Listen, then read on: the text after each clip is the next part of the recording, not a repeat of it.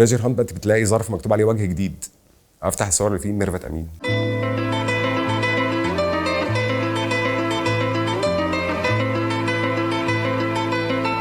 فاروق ابراهيم كان مصور صحفي من 1952 ل 2011، صور فيهم كل حاجه بقى بتحصل، كل الاحداث، كل حاجه بحكم شغله في الصحافه. قرب قوي من عبد الحليم، من ام كلثوم، من جمال عبد الناصر، من انور السادات، وكان في بقى مجلات وفن وحاجات كتير. فده اللي حاولنا نعمله، نبين المعرض يبان فيه كل حاجه من الحاجات دي. انا عايزه الناس اللي تطلع ما تقولش ان الصوره دي حلوه، تقول اللي صور الصور دي حلو. ده همي الاول والاخير. عملنا بارت تايم لاين، فقلنا هنحط الاحداث بقى المهمه ونمشي بالترتيب الزمني لقينا ان احنا محتاجين ميدان التحرير مثلا، محتاجين مساحه.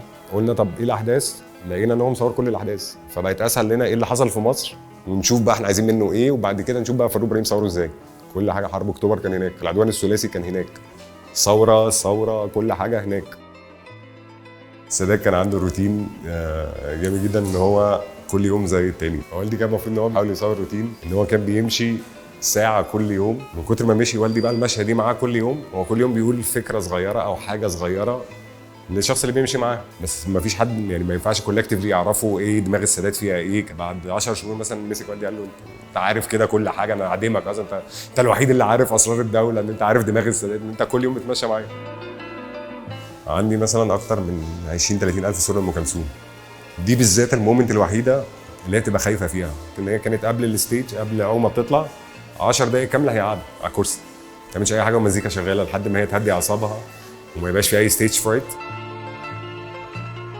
عندنا في العربيه ما فيش بقى شجن وانا اللي قاعد قدام، الكرسي قدام ده بتاع الكاميرا واحنا كلنا ورا، ما فيش. اقول له طب اخدها على حجري، لا الكاميرا هي اللي مكانها هنا. احنا دي كانت الكوميونيكيشن اللي بينا، اصور صوره اوريها له وهو يصور صوره يوريهاني ده كان اللي بينا يعني الكوميونيكيشن.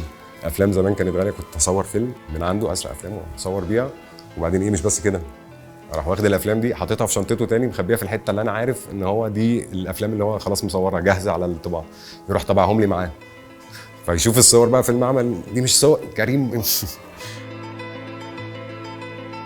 فوتوجورناليزم كان بالنسبه لي سكه، بس ان انا اتعلم ان دي بالنسبه لي المدرسه. يعني كان نفسي اعمل زيه واصور ممثلين واصور، اشتغلت في اخبار النجوم، اشتغلت الحاجات دي، بس في حاجه ناقصه او في حاجه مش زيه، يعني اليوم مش زيه او مش عارف اكوميونيكيت لحد ما شفت الاركايفز ابتديت افهم انا فين. يعني انا بقالي دلوقتي 12 سنه في مدرسه ارشيف، يعني بشوف بقى الفيلم كله، طب هو ابتدى اليوم ازاي، خلص ازاي.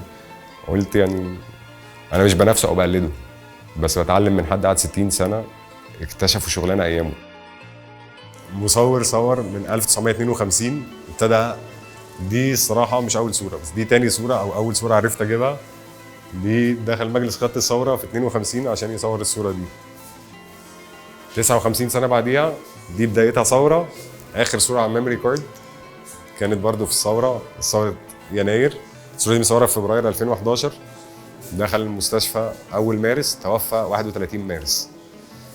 يوم لما كان داخل المستشفى كان مظبط مع عربية من الشغل إن هو هينزل ميدان التحرير، وكان في صورة مستني يعملها، ما كانتش هتبقى دي آخر صورة. انا سالته ايه احلى صوره صورتها في حياتك؟ قال لي لسه ما عملتهاش، اول ما اعملها هبطل تصوير، خلاص انا خلاص عملت احلى صوره.